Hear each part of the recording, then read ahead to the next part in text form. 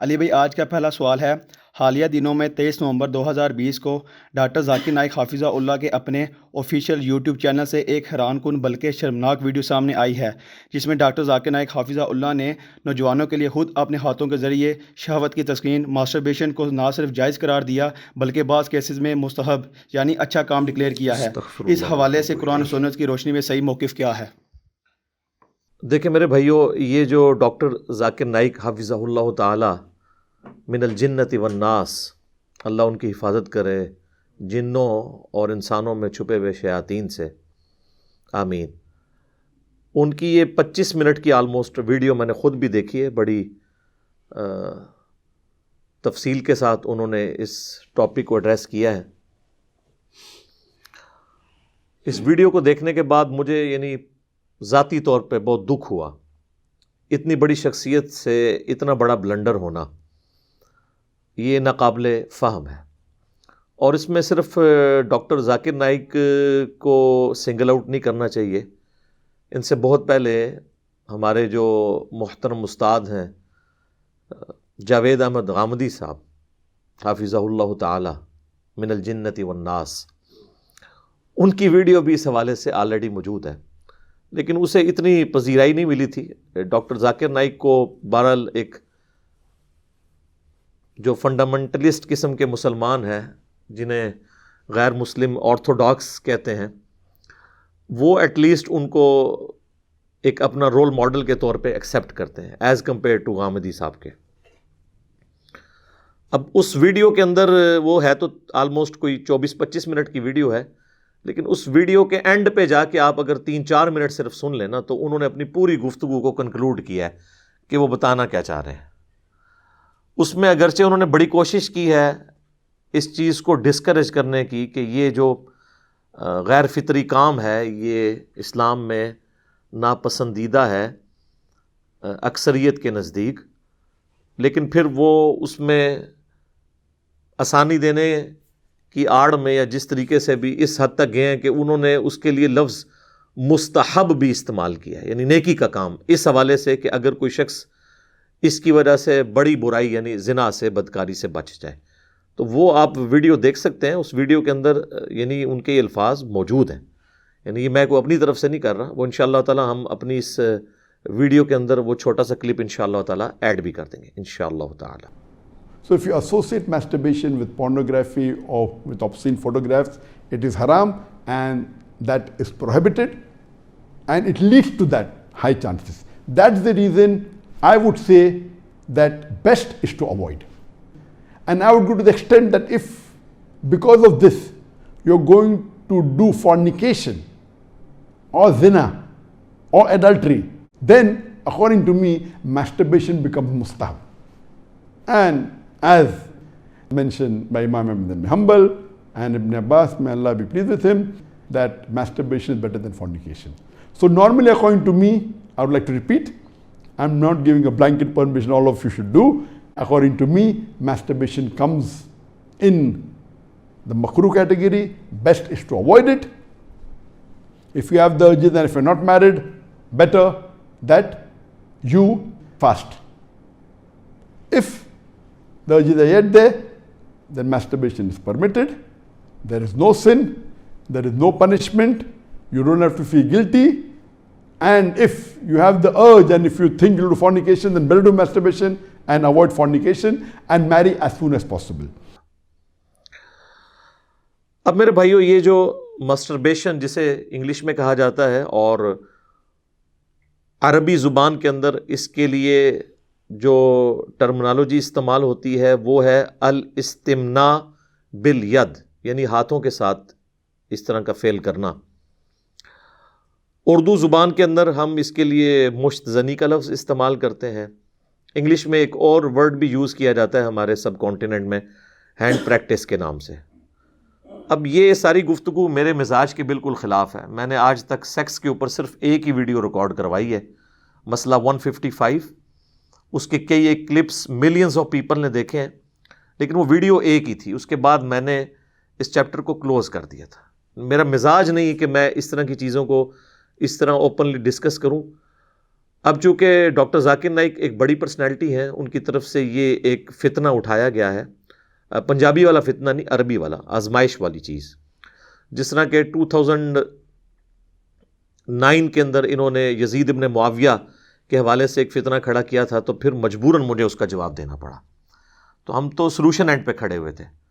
یہاں پر بھی چونکہ اب انہوں نے ایشو اٹھایا ہے، اور آلموسٹ ابھی تک اس ویڈیو کو میرے خیال میں 600K پلس ہونے والی ہے وہ ویڈیو، چند دنوں تک شاید 1 ملین کراس کر جائے، کیونکہ ہمارے نوجوان تو دین میں آلریڈی کوئی آسانیاں ڈھونڈنے کے چکر میں رہتے ہیں.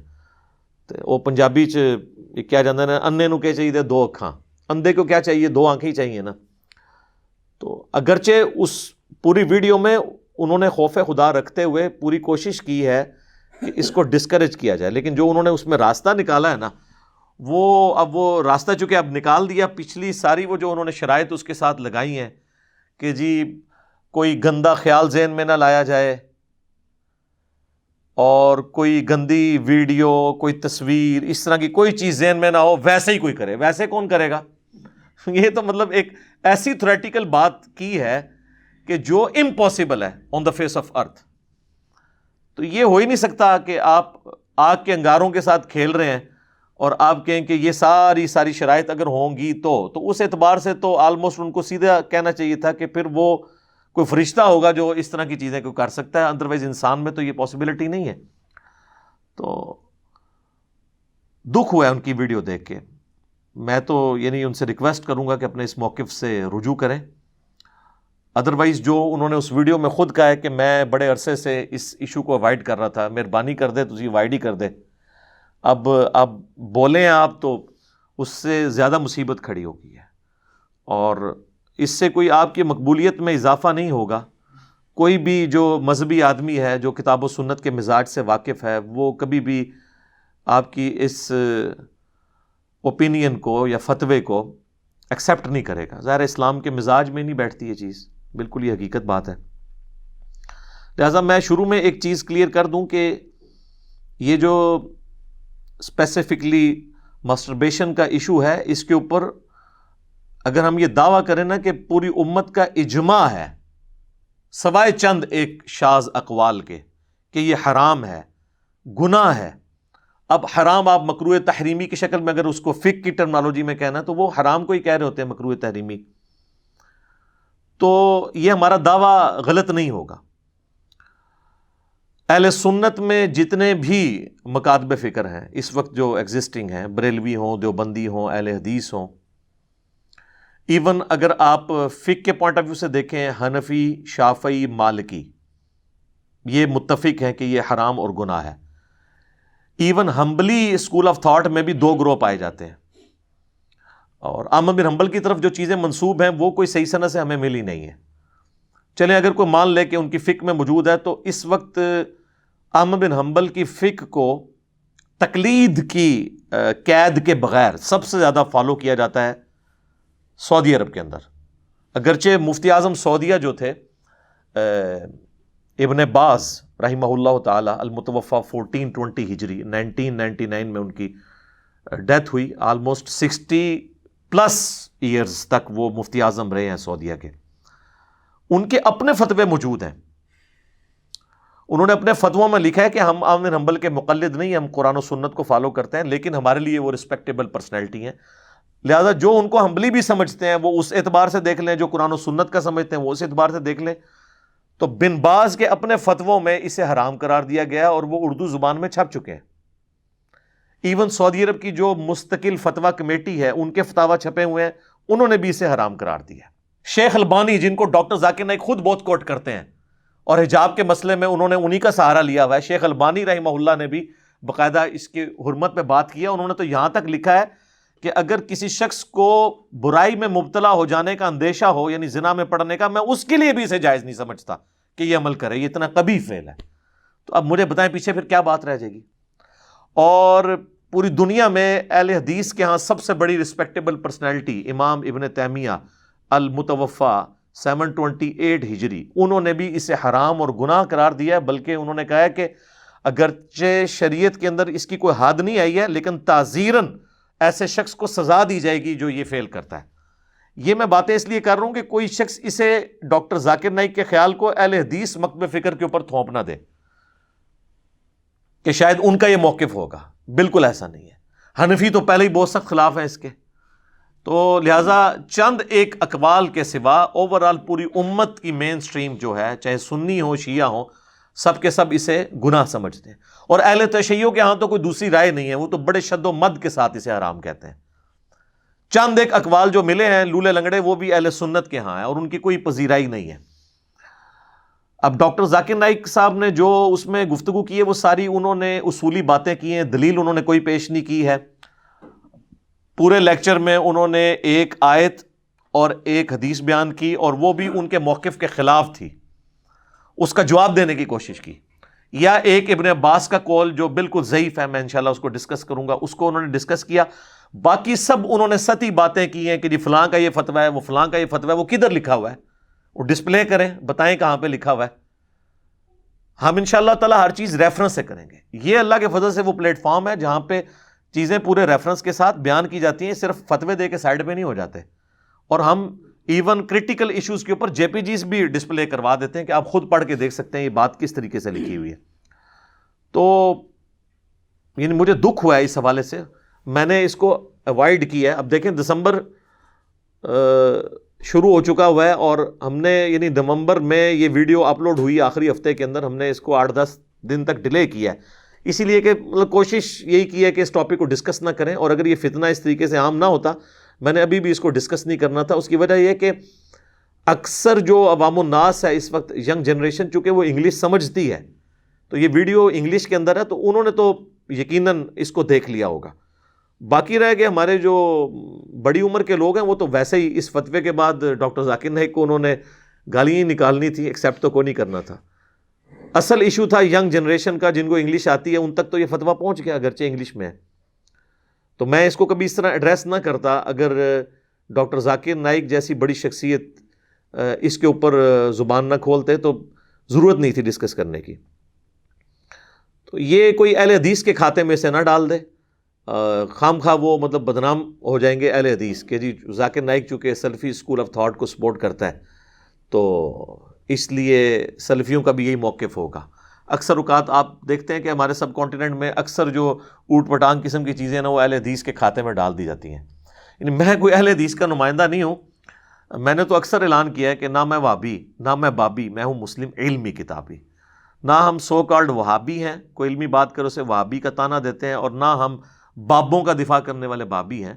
ہم تو عام سے مسلم ہیں اور آپ سے ہمیشہ یہ عرض کرتے ہیں کہ مرنے سے پہلے اے مسلمہ کر لے اس پہ غور، کتابوں کا خدا اور ہے، بابوں کا خدا اور ہے. یعنی جو تعلیمات کتابوں کے ذریعے ہم تک پہنچی ہیں نا، اللہ کی صفات اور اللہ کے دین کی باتیں وہ اور ہیں، اور جو بابوں نے تعلیم کی ہیں اگرچہ وہ اسی خدا کو مانتے تھے لیکن انہوں نے جو ہمیں تعارف کروایا وہ کتابوں والا نہیں ہے، وہ بابوں والا ہے. کتابوں کو فالو کریں اور ان بابوں کو فالو کریں جو کتابوں کو فالو کرتے ہیں، کتاب و سنت کو فالو کرتے ہیں. تو مجھے کوئی ہمدردی نہیں ہے، لیکن جہاں پہ آپ بلیم لگائیں گے تو میری ذمہ داری ہے کہ میں اس چیز کو ہائی لائٹ کروں کہ خواہ مخواہ کسی کے کھاتے میں اس طرح کی بات نہیں ڈالنی چاہیے، یہ بالکل ایک جرم ہے. اب میرے بھائیو، قرآن و سنت میں اسپیسیفکلی ظاہر ہے کہ مسٹربیشن یا الاستمناء بالید عربی میں کہہ لیں یا اردو میں مشت زنی کہہ لیں یا ہینڈ پریکٹس کہہ دیں، کوئی بھی الفاظ، ظاہر ہے ان الفاظ کے ساتھ یا ان ٹرمنالوجیز کے ساتھ تو کتاب و سنت میں ڈائریکٹلی تو حرمت کا کوئی فتویٰ نہیں آیا ہوا، لیکن اسلام کا ایک مزاج ہے. قرآن و سنت میں اصول بتائے جاتے ہیں، پھر جب کوئی ایسی چیزیں جو ان اٹینڈڈ چھوڑی جاتی ہیں ان کو اہل علم جو ہیں کتاب و سنت کی روشنی میں سمجھ کے امت تک صحیح بات پہنچا دیتے ہیں. تو اصول تو اپنی جگہ طے ہیں. اس کو آپ مثال کے طور پر سمجھ لیں کہ اس وقت تمام مکاتب فکر کے تمام جید علماء، ایون ان کی پبلک بھی اس بات پر اتفاق کرتی ہے کہ سگریٹ اگرچہ نشہ نہیں ہے کیونکہ اس سے ہوش تو نہیں جاتی، لیکن یہ گناہ اور حرام ہے، یا کوئی احتیاط میں بولے گا تو مکروہ تحریمی کہہ دے گا. وہ کہتے ہیں جی حرام کے لیے نص قطعی کتاب و سنت کی چاہیے ہوتی ہے، چونکہ ہم نے یہ ڈیڈکٹ کیا ہے لہٰذا ہم اسے مکروہ تحریمی اور دوسرے معنوں میں وہ فقہ کی ٹرم میں حرام ہی ہوتا ہے، مکروہ تحریمی، اتنی کراہت والی چیز جس کی آلموسٹ حرمت ہے. تو ظنی دلالہ تو ہے، یہ قطعی الدلالہ نہیں بھی. تو یہ سگریٹ کے اوپر سب نے جو گناہ کا فتویٰ لگایا ہے، حرام کا فتویٰ لگایا ہے، تو وہ کس آیت کے تحت لگایا ہے؟ وہ سورۃ البقرہ کی آیت ہے، آیت نمبر ہے 195، وَلَا تُلْقُوا بِأَيْدِيكُمْ إِلَى التَّهْلُكَةِ، اپنے ہاتھوں سے اپنے آپ کو ہلاکت میں مت ڈالو. اگرچہ یہ آیت کا کانٹیکسٹ جو ہے وہ انفاق فی سبیل اللہ کے حوالے سے ہے کہ جو لوگ اللہ کی راہ میں خرچ نہیں کرتے ہیں نا، ان کو اللہ تعالیٰ نے ڈانٹا ہے کہ تم اللہ کی راہ میں خرچ کرو اور اپنے آپ کو ہلاکت میں نہ ڈالو، یعنی یہ اللہ کی راہ میں مال خرچ کر کے آخرت کے لیے سٹور کر لو. لیکن اس آیت کو خودکشی کے کانٹیکسٹ میں بھی یوز کیا جاتا ہے کہ جی خودکشی حرام ہے قرآن کی اس آیت کی روح سے. احادیث تو بخاری مسلم میں بہت ہیں، لیکن قرآن میں اگر کہا جائے خودکشی کہاں پہ حرام ہے تو کہتے ہیں یہاں، حالانکہ قرآن کا کانٹیکسٹ تو یہ نہیں کہہ رہا، ڈیڈکٹ کیا جاتا ہے. چلیں خودکشی کے لیے تو آپ کہہ سکتے ہیں کہ احادیث الگ سے موجود ہیں، لیکن سگریٹ کے لیے تو احادیث بھی نہیں ہے. اگر آپ نشہ والی احادیث لگائیں گے تو نشہ تو وہ اس اعتبار سے نہیں ہے کہ ہوش گنوا دے، تو وہ کہتے ہیں نہیں، قرآن میں ہے اپنے آپ کو ہلاکت میں نہ ڈالو، یعنی خودکشی کرنے کی طرف ہی لے جانے والی چیز ہے. سائنٹیفکلی یہ چیز پروف ہے کہ سگریٹ کے ذریعے پھیپھڑے خراب ہو جاتے ہیں اور انسان وقت سے پہلے ایکسپائر ہو جاتا ہے. اب اس پہ کوئی بیوقوفوں والی بات کرے کہ جی وہ ہمارے محلے میں ایک بابا ہے جی، اس کی عمر تو 80 سال ہو گئی، وہ ابھی تک سگریٹ پیتا ہے، تو وہ ایک ایکسیپشن کیس ہوتا ہے، ایکسیپشنل کیس ہوتا ہے. اس طریقے سے نہیں انالیسس کیا جاتا. انالیسس یہ کیا جاتا ہے کہ 100 بندے لیے جائیں جو سگریٹ پی رہے ہوں اپنی ینگ ایج سے، اور 100 وہ لیے جائیں جو نہ پی رہے ہوں. اب دیکھیں کہ کون 80 تک پہنچتا ہے، تو پتہ چلے گا وہ ایک ہی بابا 80 تک پہنچا ہوا ہے، اس کے ساتھ کے سارے 60 سے پہلے ہی ایکسپائر ہو گئے ہوئے ہیں. تو اس طریقے سے چند ایک چیزوں کو، مثالوں کو اٹھا کے آپ نے یہ نہیں سگریٹ کے فضائل نہیں سنانے ہوتے. تو سگریٹ کی حرمت یا اس کو مکروہ تحریمی ہم نے نہ قرآن و سنت کے دلائل کی بنیاد پہ نہیں کیا، بلکہ ہم نے اس آیت کے تحت کیا ہے جو سورہ البقرہ کی آیت نمبر 195 ہے، وَلَا تُلْقُوا بِأَيْدِيكُمْ إِلَى التَّهْلُكَةِ، اپنے آپ کو خود اپنے ہاتھوں سے ہلاکت میں مت ڈالو. اب کوئی کہہ سکتا ہے کہ یہ علماء نے خام خواہ اس آیت سے کیوں لیا ایسے؟ تو صحابہ بھی اسی طرح لیتے تھے. اس کی میں آپ کو ایک مثال پیش کرتا ہوں.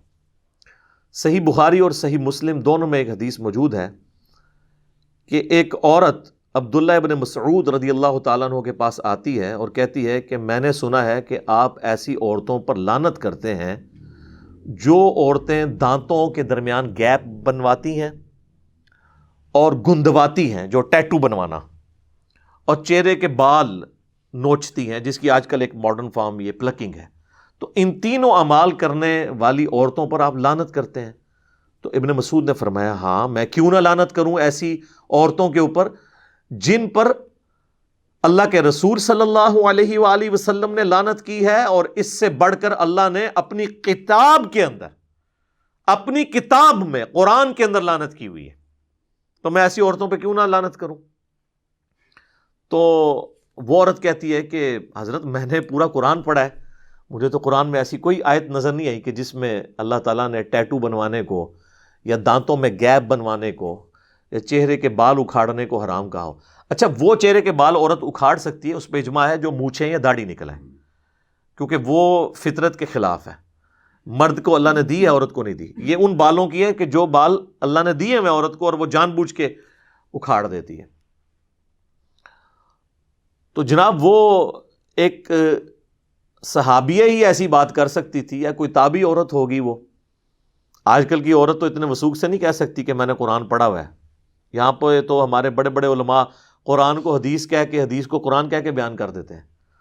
تو ابن مسعود رضی اللہ تعالیٰ نے فرمایا کہ تو نے قرآن میں یہ آیت نہیں پڑھی، سورۃ الحشر کی آیت نمبر 7، وَمَا آتَاكُمُ الرَّسُولُ فَخُذُوهُ وَمَا نَهَاكُمْ عَنْهُ فَانْتَهُوا، جو رسول اللہ تمہیں دیں صلی اللہ علیہ وآلہ وسلم وہ لے لو، اور جس سے منع فرما جائیں اس سے رک جاؤ. تو رسول اللہ ہی نے لعنت کی ہے ان کے اوپر. تو قرآن کے اندر جب یہ آیا کہ رسول اللہ کوئی چیز دیں تو یہ رسول اللہ نے ہمیں بات دی ہے.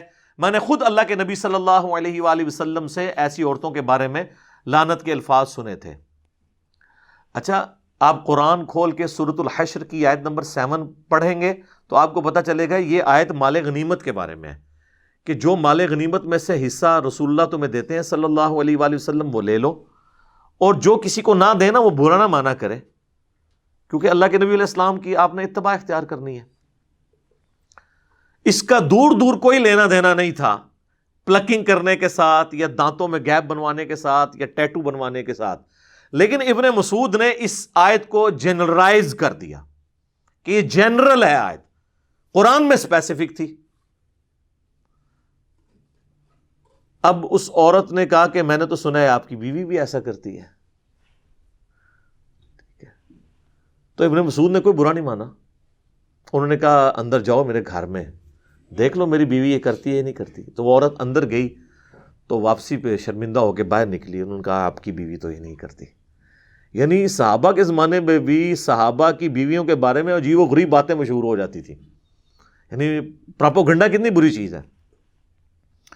تو ابن مسعود نے پھر ایک جملہ بولا. انہوں نے کہا کہ اگر میری بیوی یہ کرتی ہوتی تو وہ پھر ابن مسعود کی بیوی نہ ہوتی, کہ جو اللہ کے نبی کی نافرمان ہو وہ ایسی عورت میرے ساتھ ہو سکتی ہے جس نے پوری زندگی حضور علیہ السلام کے ساتھ گزاری ہے رضی اللہ تعالیٰ عنہ وعلیہ السلام. تو اس آیت سے یہ پتہ چلا کہ صحابہ اکرام علیہم رضوان آیات کو جنرلائز بھی کر لیا کرتے تھے. اسی کے تحت ہم نے سگریٹ کو اس کیٹیگری میں فال کیا ہے جو سورہ البقرہ کی آیت نمبر 195 ہے, وَلَا تُلْقُوا بِأَيْدِيكُمْ إِلَى التَّهْلُكَةِ. یہ میں نے آپ کو بنیاد اس لیے بنائی تاکہ آپ کو آگے پتہ چلے کہ ہمارے ائمہ اکرام نے اگر قرآن کی کسی آیت سے مسٹربیشن کو حرام قرار دیا ہے تو وہ بالکل صحابہ کے طریقے کے اوپر ہے. یہ کوئی انہوں نے اپنی طرف سے چیزیں انوینٹ نہیں کی ہیں, دین کے اندر داخل نہیں کی ہیں. اب ہمارے ائمہ اکرام علیہم السلام نے رضی اللہ عنہم اجمعین و رحمہم اللہ اجمعین نے قرآن حکیم کی کس آیت سے اس غیر فطری عمل کو حرام قرار دیا یا مکروہ تحریمی, وہ ہے سورۃ المؤمنون. پارہ نمبر 18 کا آغاز ہی سورۃ المؤمنون سے ہوتا ہے. اس کی ابتدائی آیات ہیں اعوذ باللہ من الشیطان الرجیم بسم اللہ الرحمن الرحیم قد افلح المؤمنون, بے شک فلاح پا گئے اہل ایمان. کون سے؟ الذین هم فی صلاتہم خاشعون, جو اپنی نمازوں میں خشیت رکھتے ہیں, خشوع خضوع رکھتے ہیں, اللہ کے خوف کے ساتھ نماز پڑھ رہے ہوتے ہیں. والذین هم عن اللغو معرضون, اور ان کی ایک اور نشانی یہ ہے کہ ہر طرح کی لغو بات سے وہ پرہیز کرتے ہیں. والذین هم للزکاۃ فاعلون, اور وہ لوگ ہیں جو اللہ کی راہ میں زکوٰۃ دینے والے ہیں. ایک یہ معنی بھی ہو سکتا ہے اور ایک معنی یہ کہ تزکیہ نفس کرنے والے ہیں. والذین هم لفروجہم حافظون, اور وہ لوگ جو اپنی شرمگاہوں کی حفاظت کرتے ہیں. الا, سوائے استثناء کے, اس ایکسیپشن کے, علی ازواجہم, ان کی بیویاں, او ما ملکت ایمانہم, یا جو ان کے ہاتھ کا مال کنیزیں ہیں, جو اب ایبسلیٹ ہو چکا ہے سسٹم, اس زمانے کے لیے تھا. اب صرف اس کی ایک فارم جو ہے وہ بیویوں والی بات باقی ہے. اور نکاح متع یا نکاح مسیار والا جو معاملہ ہے وہ بھی اس میں شامل نہیں ہے. اب نکاح مسیار تو خیر سعودیہ کے علماء کی بدعت ہے. نکاح متع تھا, بخاری مسلم میں آتا ہے, لیکن وہ پھر منسوخ ہو گیا. تو وہ اس کی منسوخی کے بعد اب وہ ازواج میں وہ داخل نہیں ہے.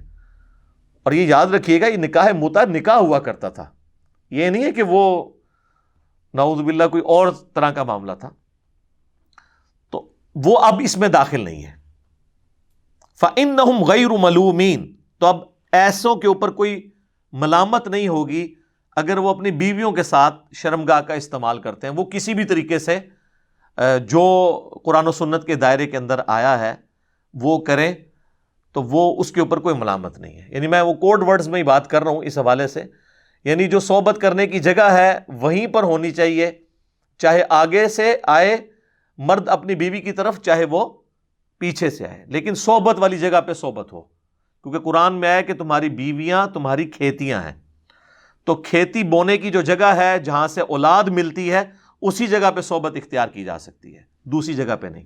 اور اس کا کانٹیکسٹ بھی ہے بخاری مسلم میں کہ یہودیوں کے ہاں اسے عیب سمجھا جاتا تھا، اور وہ کہتے تھے کہ اولاد جو ہے وہ بھینگی پیدا ہوگی اگر کوئی شخص جو ہے وہ دوسری طرف سے آ کے صحبت کرے گا، تو اللہ تعالیٰ نے اجازت دی کہ نہیں، آگے سے آ کے صحبت کرو یا پیچھے سے آ کے آگے کے مقام میں صحبت کرو، دونوں طریقے درست ہیں، تمہاری بیویاں تمہاری کھیتیاں ہیں۔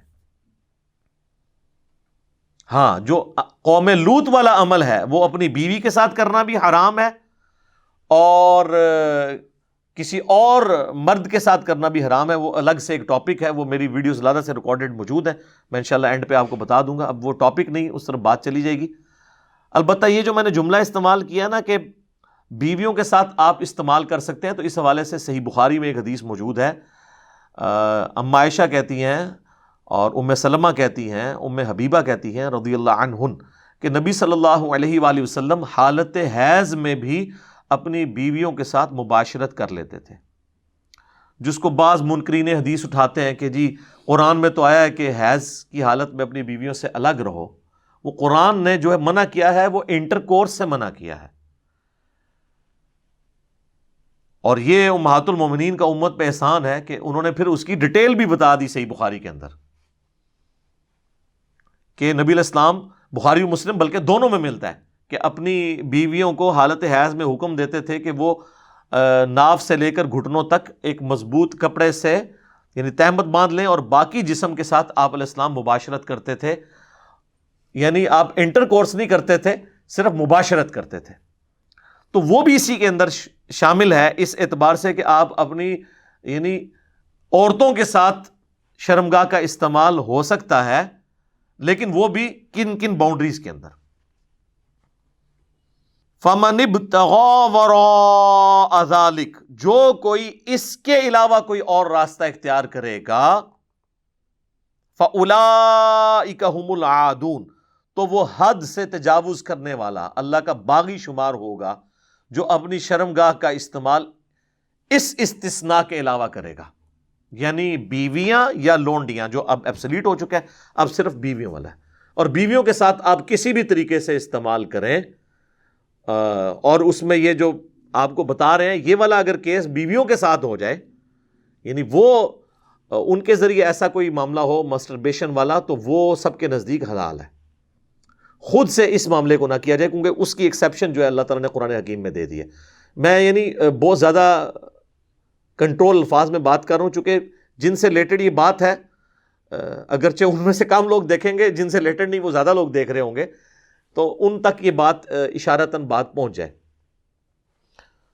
کوئی نقطہ ایسا نہ رہ جائے جو اس حوالے سے مسنگ ہو۔ تو یہ آیت جو ہے سورہ المومنون کی آیت نمبر 7 جو ہے، اور اس کے کانٹیکسٹ میں 5 اور 6 بھی، یہ پوری ڈاکٹرن کلیئر کر رہی ہے کہ شرمگاہ کا استعمال اس کے علاوہ اللہ تعالیٰ نے کہا ہے کہ وہ حد کو توڑنے والا ہے، اور یہ رزلٹ اس امت میں بہت بڑی پرسنالٹی نے نکالا ہے، وہ ہے امام محمد بن ادریس الشافعی المتوفی 204 ہجری، جو اہل سنت اور اہل تشیع دونوں کے ہاں بڑے امام مانے جاتے ہیں، ان کی رسپیکٹ ہے، کیونکہ وہ امام موسیٰ کاظم کے شاگرد تھے، امام شافعی رحمہ اللہ، اور ان کا مشہور شعر بھی ہے، ان کان رفضا حب آل محمد فلیشہد الثقلان انی رافضی، بالفرض اگر اہل بیت کی محبت کا نام رافضی ہونا ہے تو اے جنو انس گواہ ہو جاؤ میں رافضی ہوں۔ تو یہ امام شافعی چونکہ اہل بیت سے بہت محبت رکھتے تھے، اس کی وجہ سے ان کو رافضیت کا تانا ملتا تھا، تو ان کو یہ شعر کہنا پڑا۔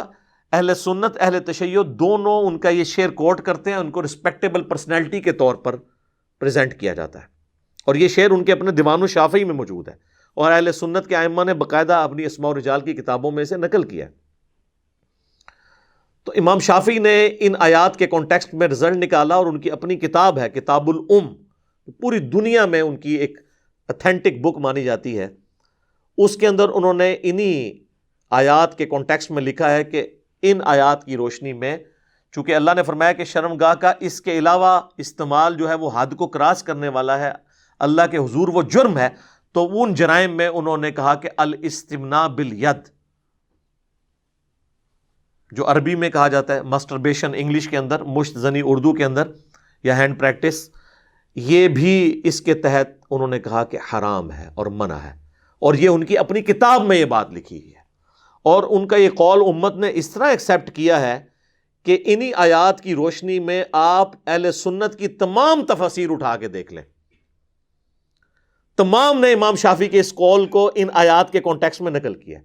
ٹاپ آف دا لسٹ جو اس وقت پوری دنیا میں اتھینٹک ترین تفسیر مانی جاتی ہے اہل سنت کے ہاں، تفسیر ابن کثیر، تو حافظ ابن کثیر نے بھی ان آیات کی روشنی میں باقاعدہ امام شافعی کا یہ قول نقل کیا ہے کہ امام شافعی رحمہ اللہ اس کے تحت اس کی حرمت کے قائل ہیں۔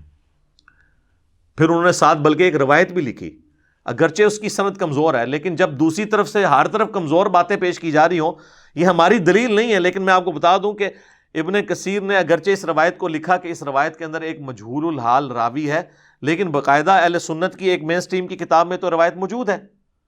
امام حسن بن عرفہ ایک امام گزرے ہیں، انہوں نے ایک اپنی کتاب، ان کی جز چھوٹی کتاب ہے، جس طرح امام بخاری نے جز رفع الیدین لکھی، جز القراء لکھی، اس طرح ان کے جز کے اندر یہ روایت موجود ہے کہ 7 لوگ ایسے ہیں جن سے قیامت والے دن نہ اللہ تعالیٰ کلام فرمائے گا، نہ انہیں پاک کرے گا، نہ انہیں عالموں کے ساتھ کھڑا کرے گا، تا وقت کہ وہ دنیا سے توبہ کر کے گئے ہوں۔ ان میں سے ایک شخص وہ ہے جو خود اپنے ساتھ نکاح کرتا ہے اور الاستمناء کرتا ہے، یعنی اپنے ہاتھوں سے یہ برائی کرتا ہے، مشت زنی والا معاملہ۔ یہ روایت کمزور ہے، لیکن حافظ ابن کثیر نے اس کو نقل کیا ہے کہ تاکہ ایک نالج ایک جگہ جمع ہو جائے۔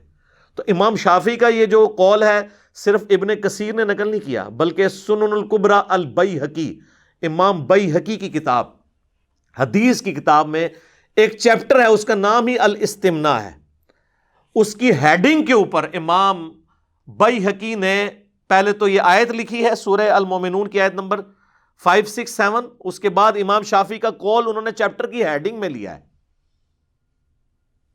اور اس کے نیچے پھر اس سے متعلق روایتیں لے کے ہیں۔ اب وہ روایتیں تو کمزور ہیں، پہلی جو انہوں نے روایت لی ہے وہ خود ہی انہوں نے اس کو کمزور ڈکلیئر کر دی ہے کہ یہ مرسل چھوٹی ہوئی ہے، جو ڈاکٹر ذاکر نائک نے بھی ابن عباس کے حوالے سے بیان کی کہ ابن عباس سے کسی نے آ کے پوچھا کہ میں نے اپنی اس طرح شرمگاہ کے ساتھ ایسا معاملہ کیا، تو انہوں نے فرمایا کہ شرمگاہ کے ساتھ اس طرح کا معاملہ کرنا اس سے بہتر ہے کہ تم نکاح کر لو، اور زنا سے بہتر یہ ہے۔ وہ کہتے ہیں دیکھیں نہیں، انہوں نے زنا سے تو بہتر اسے کہا ہے نا، حالانکہ اس کا کمپیریزن وہ کرا رہے ہیں کہ یعنی یہ اس سے چھوٹی برائی ہے، اس کا یہ مطلب نہیں کہ جس کو زنا میں پڑنے کا خدشہ ہے تو یہ کام شروع کر دے، تو وہ جس کو خدشہ ہے اس کو کیا کام کرنا چاہیے وہ اللہ کے نبی بتا کے گئے، وہ میں بعد میں آپ کو انشاءاللہ تعالیٰ بتاتا ہوں کہ وہ کیا بتا کے گئے اللہ کے محبوب صلی اللہ علیہ وآلہ وسلم۔ تو ابن عباس کا وہ قول جو ہے خود لکھا مرسل ہے، ایک اور روایت لے کے ہے، وہ بھی اس میں بھی ضعیف راوی ہے، تدلیس کا ایشو ہے، وہ بھی روایت کمزور ہے، اور اسی طریقے سے امام بیہقی سے بھی آلموسٹ 200 سال پہلے امام بخاری کے استاد ہیں امام عبد الرزاق، جن کی مصنف عبد الرزاق ہے، انہوں نے بھی الاستمناء کے اوپر ایک چیپٹر باندھا ہے، اس میں روایتیں لے کے آئے ہیں، اور ابن عباس والی یہ روایت وہ بھی لے کے آئے ہیں، وہ بھی روایتیں کمزور ہیں، یہی والی روایت تھی، اور بہرحال اس میں صحیح سند سے ایک تابعی کا قول وہ لے کے آئے ہیں، عطا بن ابی رباح کا، جو امام حنیفہ رحمہ اللہ کے استاد بھی ہیں اور جلیل القدر تابعین میں سے ہیں، اور امام ابو حنیفہ کا قول یہ صحیح سند سے ثابت ہے کہ میں نے روئے ارض پہ عطا بن ابی رباح سے افضل شخص کوئی نہیں دیکھا۔ اسی کے تحت ہم سمجھتے ہیں کہ امام حنیفہ نے کسی صحابی کی زیارت نہیں کی، ورنہ کوئی ادنا صحابی بھی ہوتا تو وہ ان سے تو افضل ہوتا۔ اور مزے کی بات، کشف المحجوب جو تصوف میں دنیا میں اتھینٹک بک مانی جاتی ہے، علی بن عثمان حجویری المتوفا 465 ہجری، انہوں نے امام حنیفہ کو تبع تابعین والے چیپٹر میں ڈالا ہے، تابعین والے میں نہیں۔ تو یعنی حالانکہ انہوں نے امام حنیفہ کی شان میں اپنا ایک خواب بھی لکھا، نبی الاسلام کو خواب میں دیکھا کہ انہوں نے ان کو گود میں اٹھایا ہوا امام حنیفہ کو، تو وہ سمجھ گئے کہ میرا امام ہے، اور یہ اتنا مشہور ہوا کہ تذکرۃ الاولیاء جو پوری دنیا میں تصوف کے جو ڈکلیئرڈ اولیاء ہیں ان کی بایوگرافی کے اوپر اتھینٹک کتاب ہے جس کے حوالے فضائل سنت دعوت اسلامی کی اس میں موجود ہیں، اور فضائل اعمال اور فضائل صدقات تبلیغی جماعت کی اس میں موجود ہیں۔ تذکرۃ الاولیاء شیخ فرید الدین عطار المتوفیٰ 627 ہجری، انہوں نے باقاعدہ امام حنیفہ پہ جو چیپٹر باندھا ہے نا، اس میں انہوں نے کشف المحجوب کا حوالہ دیا ہے کہ شیخ علی بن عثمان حجویری نقل کرتے ہیں، حجویری کا لفظ نہیں لکھا، شیخ علی بن عثمان اپنی کتاب میں نقل کرتے ہیں، تو وہ حجویری نہیں لکھا اس لیے عام لوگوں کو تو پتہ نہیں چلا، وہ انہوں نے کشف المحجوب کا حوالہ دیا ہوا اپنی کتاب میں امام حنیفہ کی شان میں۔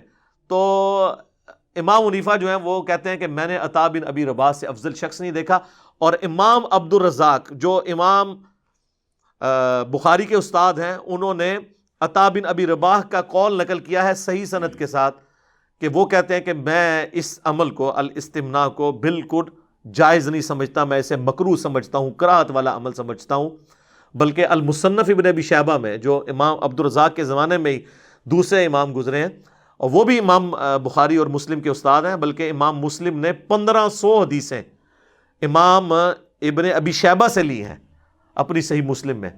انہوں نے عطا بن ابی رباح کا یہ قول نقل کیا ہے کہ جو اس طرح کا کام کرے گا اس کا روزہ ٹوٹ جائے گا، صحیح سند کے ساتھ، اور یہ اردو زبان میں آلموسٹ ساری کتابیں آ چکی ہیں، ہم سب کے جے پی جیز بھی ساتھ اٹیچ کریں گے، کسی کو اگر وہم ہوا تو وہ دیکھ لے، خود پڑھ لے۔ تو انہوں نے کہا روزہ ٹوٹ جائے گا۔ اب روزہ ٹوٹ جائے گا، اب اس کے بعد اختلاف ہے کہ اس کا کفارہ کیا وہ 60 روزوں والا ہوگا، لیکن اس میں امت کی اکثریت یہ کہتی ہے نہیں، اس کے بدلے ایک ہی روزہ رکھے گا اور توبہ کرے گا۔ 60 روزوں والا صرف اس ایکسٹریم کے لیے ہے جو بخاری اور مسلم میں ہے کہ اگر کوئی شخص اپنی بیوی کے ساتھ صحبت کر لیتا ہے یا نعوذ باللہ کوئی زنا والا معاملہ کرتا ہے، اس کے لیے 60 روزے والا کفارہ ہے۔ اس کیس میں صرف ایک روزہ ہی وہ رکھے گا، البتہ روزہ اس کا ٹوٹ جائے گا۔ آپ اس سے اندازہ لگائیں کہ ہمارے ائمہ محدثین نے باقاعدہ یعنی اس کو ٹاپک بنا کے سنن کبریٰ البیہقی میں بھی ایڈریس کیا اور مصنف عبد الرزاق کے اندر۔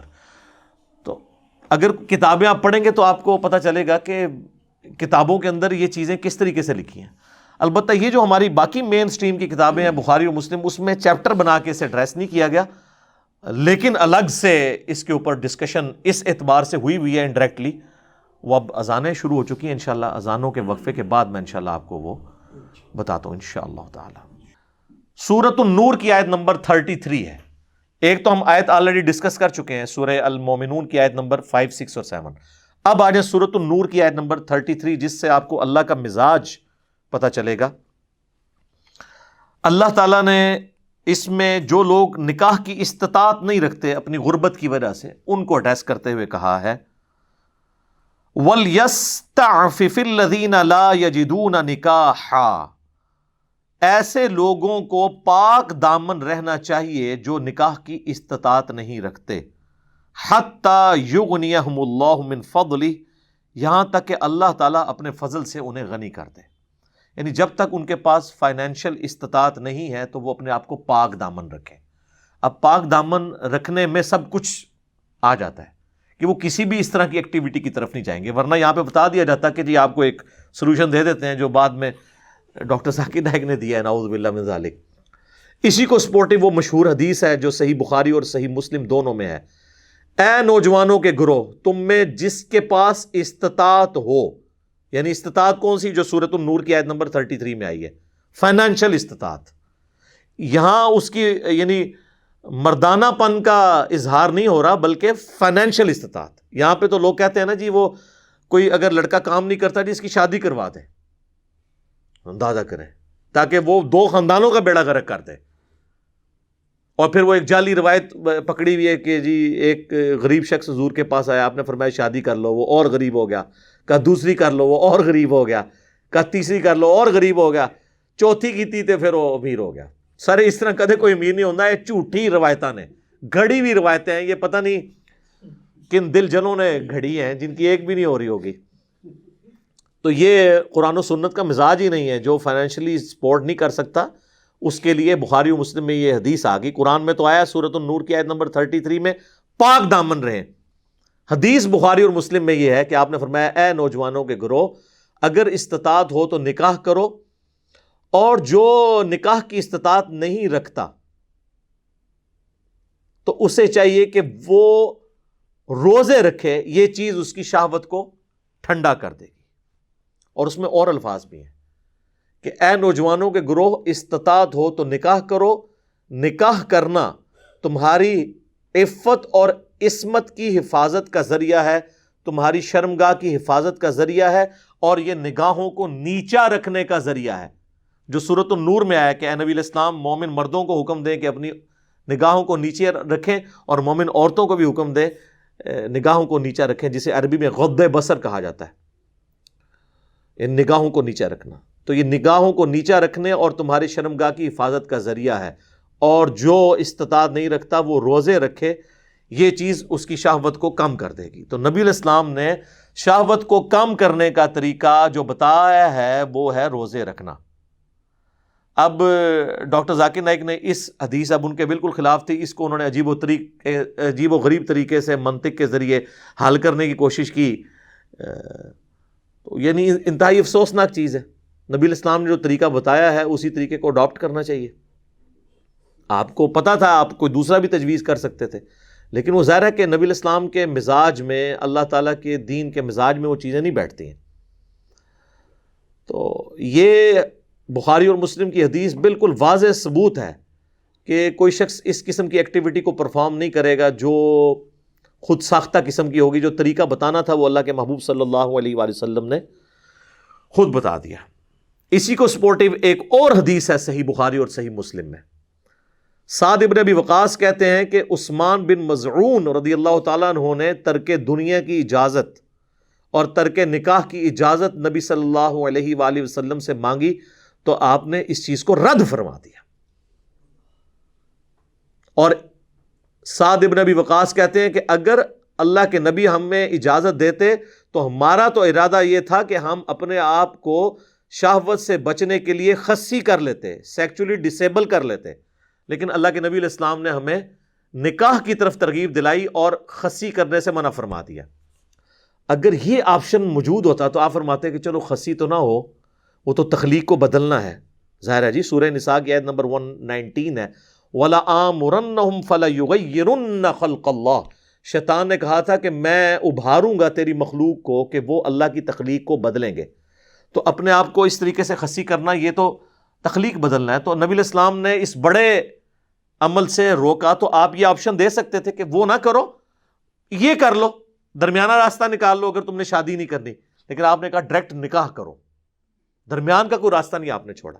تو یہ حدیث بھی بخاری مسلم کی بالکل ثبوت ہے اس بات کا کہ جو ہمارے ائمہ اہل سنت نے اور ائمہ اہل تشیع نے رزلٹ نکالا ہے کہ یہ الاستمناء بالید یا مسٹربیشن حرام ہے اور مکروہ تحریمی ہے اور گناہ ہے. یہ بالکل ٹھیک رزلٹ نکالا ہے. ایک اور حدیث میں بھی اس کا اشارہ موجود ہے جو صحیح مسلم میں ہے. حدیث مشکات میں بھی آپ کو پہلی جلد میں زکوٰۃ والے چیپٹر میں صدقے کی فضیلت کے بیان میں مل جائے گی کہ اللہ کے محبوب صلی اللہ علیہ وآلہ وسلم نے فرمایا کہ ہر تسبیح صدقہ ہے. یہ صدقہ پنجابی والا نہیں، نیکی کا کام عربی میں، یعنی سبحان اللہ کہنا صدقہ ہے. ہر تحلیل صدقہ ہے. تحلیل کہتے ہیں لا الہ الا اللہ کہنے کو. ہر تحمید صدقہ ہے، یعنی الحمدللہ، سبحان اللہ والحمد للہ ولا الہ الا اللہ واللہ اکبر، یہ صدقہ ہے. امر بالمعروف، نیکی کا حکم دینا، یہ بھی صدقہ ہے. نہی عن المنکر، برائی سے روکنا، یہ بھی صدقہ ہے. حتیٰ کہ تمہارا اپنے بیویوں کے ساتھ ازدواجی تعلق قائم کرنا بھی اللہ کے حضور صدقہ ہے، یعنی نیکی ہے. اب باقی چیزیں تو صحابہ کو ہضم ہوگی. انہوں نے کہا یہ بیویوں کے ساتھ یعنی یہ تعلق قائم کرنا یہ بھی اللہ کے حضور نیکی ہے. تو آپ علیہ السلام نے فرمایا کہ اگر تم یہی چیز کسی اور طریقے سے پوری کرو، اب وہ آپ نے وہ طریقہ بتایا نہیں، اس میں ظاہر ہے زنا بھی آ جاتا ہے، قوم لوط والا عمل بھی آ جاتا ہے، اور یہ الاستمناء بالید یعنی مسٹربیشن بھی آ جاتا ہے. آپ فرمایا کہ اور حرام طریقے سے پورا کرو تو کیا تمہیں گناہ ملے گا؟ تو صحابہ نے کہا کہ ملے گا. تو آپ نے فرمایا پھر تمہیں اپنی بیویوں سے اس عمل کے اوپر ثواب بھی ملے گا. اس حدیث کے اندر بھی اس کو یعنی جو ائمہ اہل سنت کا موقف ہے اور ائمہ اہل تشیع کا، اس کو سپورٹ ملتی ہے الحمدللہ. اب اس سخت حدیث کی طرف آ جائیں، کریٹیکل حدیث جو میں نے اینڈ پہ رکھی ہوئی تھی. اس کی طرف تو اشارہ ہی نہیں کیا کسی نے، نہ ڈاکٹر ذاکر نائک نے اپنی گفتگو میں اسے ڈسکس کیا، نہ ان کے خلاف مضامین لکھنے والوں نے۔ وہ حدیث بخاری اور مسلم دونوں میں ہے کہ نبی صلی اللہ علیہ وآلہ وسلم نے فرمایا آنکھوں کا زنا دیکھنا ہے، زبان کا زنا بولنا ہے، کانوں کا زنا سننا ہے، ہاتھوں کا زنا پکڑنا ہے، ٹانگوں کا زنا چل کر جانا ہے برائی کی طرف، اور نفس آرزو اور تمنا کرتا ہے اور شرمگاہ اس کی تصدیق کر دیتی ہے۔ یعنی نبی علیہ السلام نے ہر عضو کا زنا گنوایا ہے۔ اب آنکھوں کے اوپر ذرا پوچھیں تو کہیں گے جی ہاں جی وہ بدنگاہی کرنا تو حرام ہے، سورۃ النور کے اندر بھی آیا ہے مومنین اور مومنات کو حکم ہے کہ اپنی نگاہوں کو نیچا رکھو، بلکہ اس میں تو وہ کہیں گے جی سورہ المؤمن کے اندر، جسے سورہ غافر کہتے ہیں، اس کے اندر تو یہاں تک آیا کہ اللہ تعالیٰ آنکھوں کی خیانت کو بھی جانتا ہے، تو وہ کہتے ہیں وہ تو اس کے اندر آتا ہے، یہ سب کچھ حرام ہے۔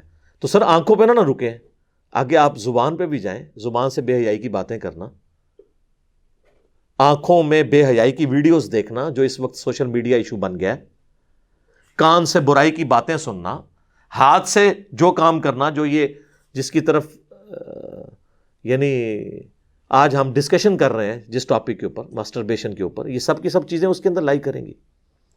اور پھر اس کو سپورٹیو ایک اور حدیث ہے جو صحیح بخاری کے اندر آئی ہے، مشکات میں بھی موجود ہے، بڑی مشہور حدیث ہے کہ اللہ کے محبوب صلی اللہ علیہ وآلہ وسلم نے فرمایا جو شخص مجھے دو چیزوں کی گارنٹی دے دے میں اسے جنت کی گارنٹی دیتا ہوں، ضمانت دیتا ہوں میں۔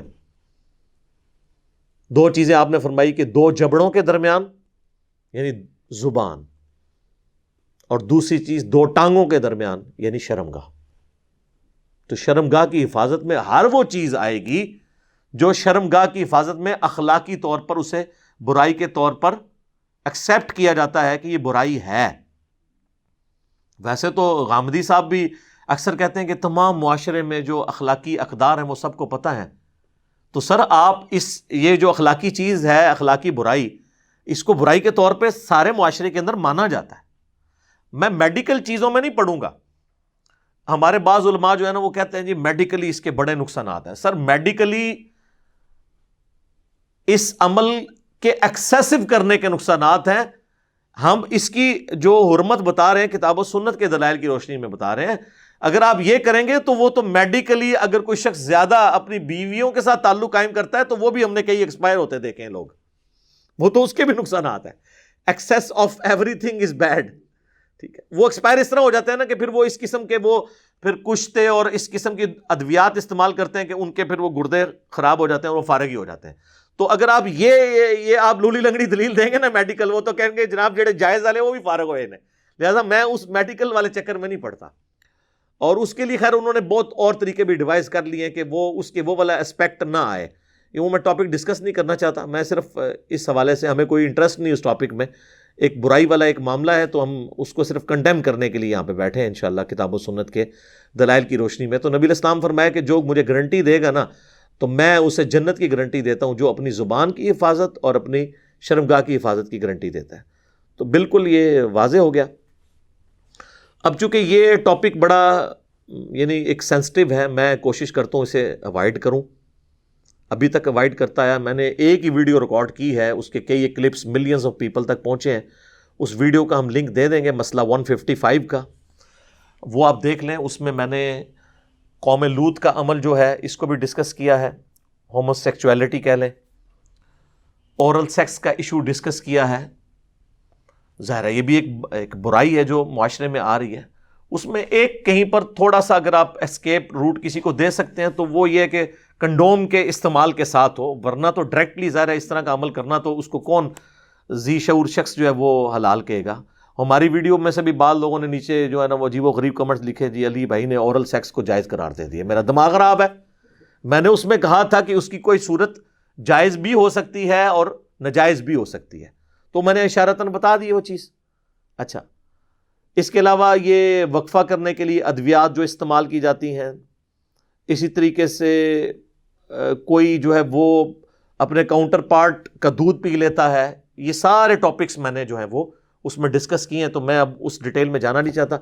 ان تمام ویڈیوز کے لنک ہم اس ویڈیو کے نیچے ڈال دیں گے، جس سے شوق ہے تو وہ دیکھے، کیونکہ ہو سکتا ہے بعض لوگ کہیں گے جی فلاں ٹاپک اس سے ریلیٹڈ تھا وہ آپ نے چھوڑ دیے، وہ جان بوجھ کے میں چھوڑ رہا ہوں تاکہ یہ اسپیسیفکلی اسی ایشو کے اوپر ویڈیو ریکارڈ رہے اور بیچ میں کوئی ایسی چیزیں نہ آ جائے۔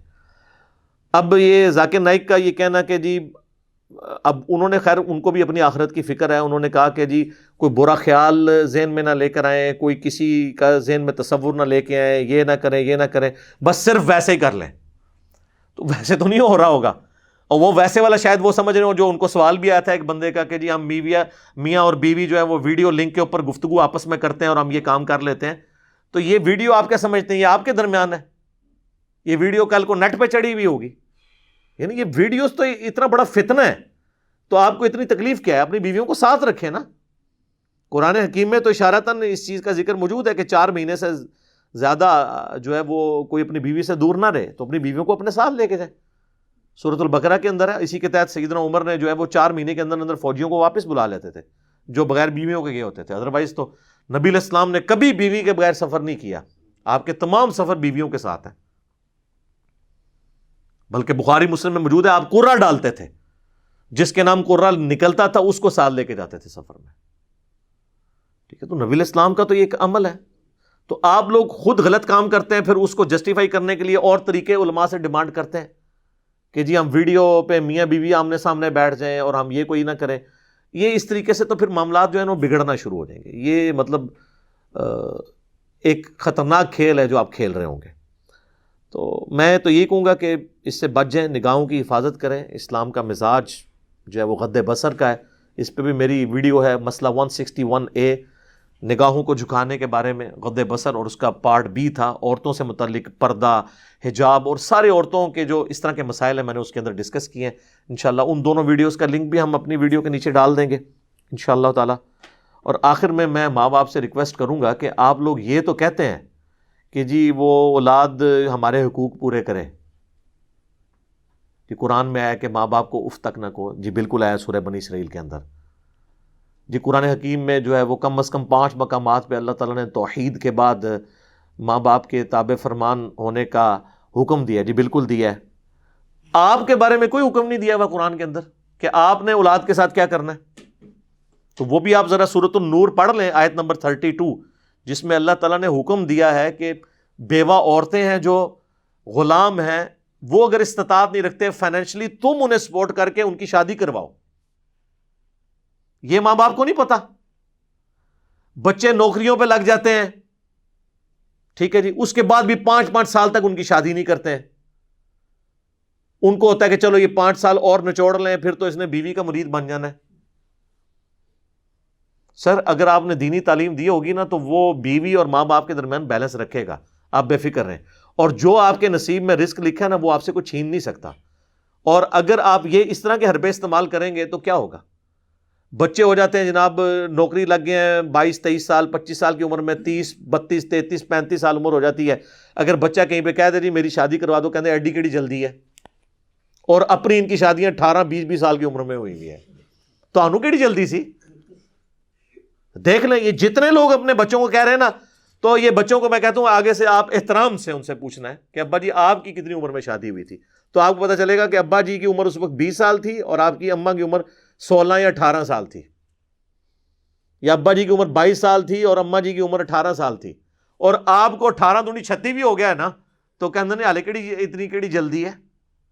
لیکن یہ پہلو ٹھیک ہے جو میں نے پہلے بھی ڈسکس کیا کہ اگر وہ فائنینشلی نہیں چل سک رہا تو آپ اس طرح نہ کریں۔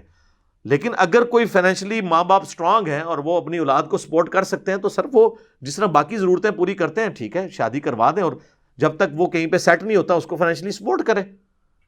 یہ تو قرآن میں سورۃ النور کی آیت نمبر 32 کے اندر آپ کو بھی حکم آیا کہ آپ نے اپنی اولاد کے ساتھ کس طریقے سے بیہیو کرنا ہے۔ آپ صرف اپنے حقوق کی بات کرتے ہیں اور اولاد کے کوئی حقوق نہیں ہے، اس کو بھی دیکھنے کی ضرورت ہے۔ ادخلوا فی السلم کافہ جو ہے نا کہ اسلام میں پورے کے پورے داخل ہو جاؤ۔ اپنے حقوق تو آپ لے رہے ہیں اور اپنی اولاد کے حقوق دینے کے لیے تیار نہیں ہو رہے۔ اپنی زندگی میں تو آپ نے بڑا انجوائے کیا ہے، اب جب بچوں کی انجوائمنٹ کی باری آتی ہے اس وقت جو ہے وہ ساس اور سسر جو ہیں وہ نئی مصیبت کھڑی کر لیتے ہیں آنے والی نئی بہو کے ساتھ، الا ماشاء اللہ اچھے لوگ بھی ہیں، لیکن زیادہ تر تو یہ یعنی ایک برا ہی معاملہ اس حوالے سے چل رہا ہوتا ہے۔ تو نوجوانوں کو میں کہوں گا کہ آپ صبر کریں، روزہ رکھیں، اور ڈاکٹر ذاکر نائک کے اس مشورے پہ بالکل عمل نہ کریں، اگرچہ انہوں نے بھی بڑی قید کے ساتھ کہا ہے، تو الٹیمیٹلی وہ یہی کہنا چاہ رہے ہیں کہ نہ ہی کریں، کیونکہ جو قیود انہوں نے لگائی ہیں وہ تو پاسبل ہی نہیں ہے، ٹھیک ہے، جو کہ اگر یہ ہو یہ ہو یہ ہو، یہ تو پاسبل ہی نہیں ہے۔ اور پھر بھی اگر آپ کو صبر نہ آئے تو ہم آپ کو اینڈ پہ ایک مدنی نسخہ عرض کر دیتے ہیں کہ آپ روزانہ 1 منٹ کے لیے موم بتی کے فلیم پہ اپنا ہاتھ رکھا کریں، تاکہ آپ کو جہنم کی جو آگ کا اندازہ ہو جائے۔ ویسے تو بخاری مسلم میں ہے کہ جو جہنم کی آگ ہے وہ دنیا کی آگ سے 70 گنا زیادہ تیز ہے۔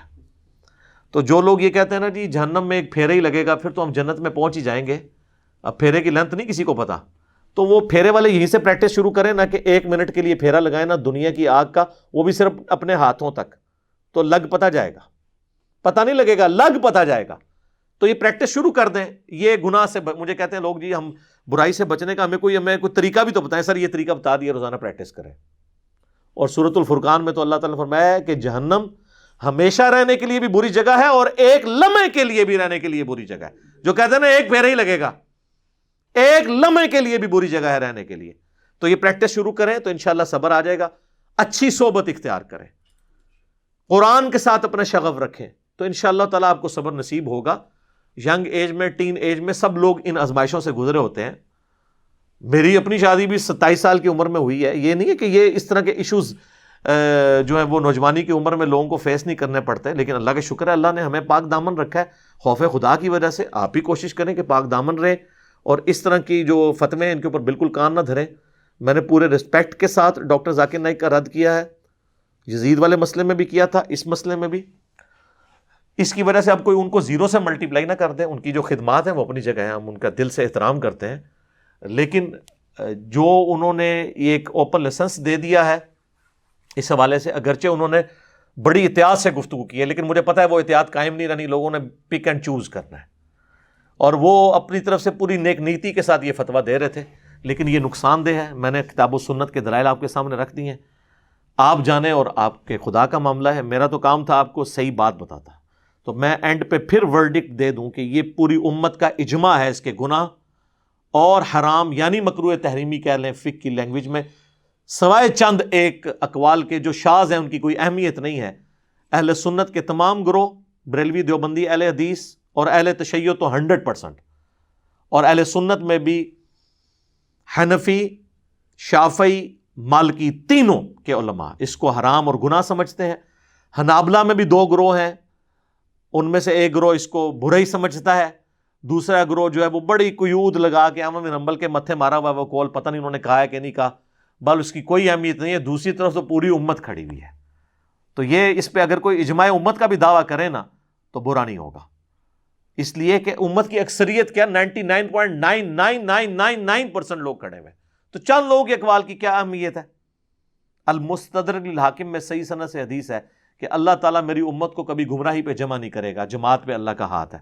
تو امت نے الحمدللہ اس کو ایز اے برائی ایکسیپٹ کیا ہوا ہے، لہٰذا امت کا اجماع بھی حجت ہے کتاب و سنت کی طرح۔